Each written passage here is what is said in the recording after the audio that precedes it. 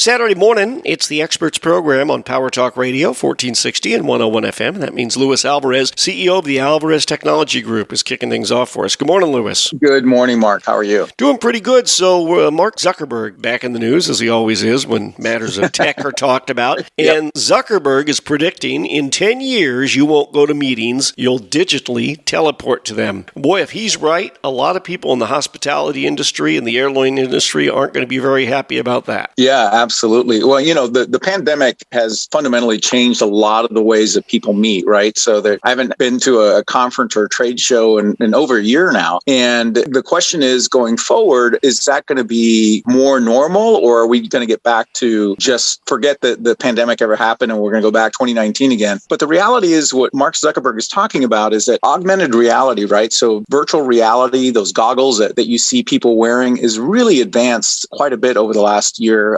As companies have thrown a ton of money into remote services and remote work. And within 10 years, the VR world will be so sophisticated that you can literally put on goggles and be at your parents' house or be at a meeting and feel like you're there physically. And you'll have that 360. If you've never worn virtual reality goggles, it's an amazing experience because you just see this different world. And Zuckerberg posits that, within a decade, that will be more the norm. People will not be traveling like they do today, and instead will be interacting with each other, whether it's family get-togethers or company meetings or company get-togethers. We'll be doing it using VR. Well, I can buy into a part of that. I think that certain family get-togethers are just saying hello to someone. You'll use VR, but I believe that still people are going to want that tactile experience. The grandkids being able to be held by grandma and grandpa and having that family meal together around the table. I don't think those kinds of things are going to go away. I still think Comdex is going to happen. I think Vegas will be as big as ever. The really big, quote-unquote, tentpole events won't be impacted by this because people want to go to those places. I think vacations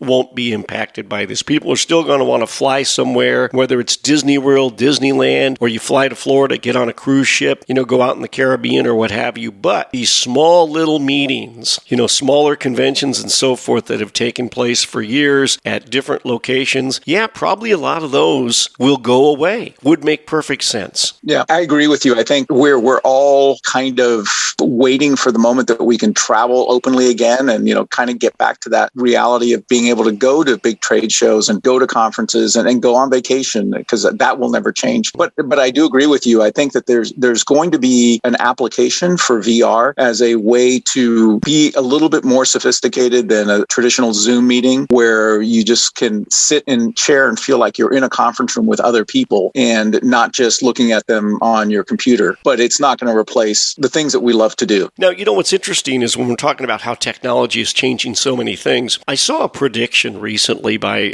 somebody who watches the entertainment industry and movie projection industry. And they were saying that when the theaters open back up, a little bit of that now, but let's say by the end of the year, like by fourth quarter of 21, movie theaters are back open and we can all go to the show again. They say that there's a lot of pent-up demand, that people are going to want to go to the show, and they're going to have a couple of the biggest quarters in history. If it's Q4 of this year and Q1 of 22, could be bigger than ever before. But then what they're saying is they expect that movie business, people going to the theaters, is going to start to slide and trend down, and that we are going to see a fundamental realignment where we're not going to have as many movie houses in communities. There won't be as many screens across the country because for a lot of movies, average movies, people are going to be content to watch them on their 50-inch or 80-inch television at home. What do you think? Yep. Oh, I agree. I think one of the saving graces for Hollywood has been the fact that most people have these big TVs in their homes. So they've been able to do a lot of on-demand movies, release these movies to HBO Max or to pay-per-view. People are satisfied watching them at home. Right. Now, am I going to want to watch the next Star Wars movie in the theater? Absolutely. I love that experience. But would I watch it at home if I didn't have the opportunity? Yeah, I'm good. I have a nice size TV and it does a really good job of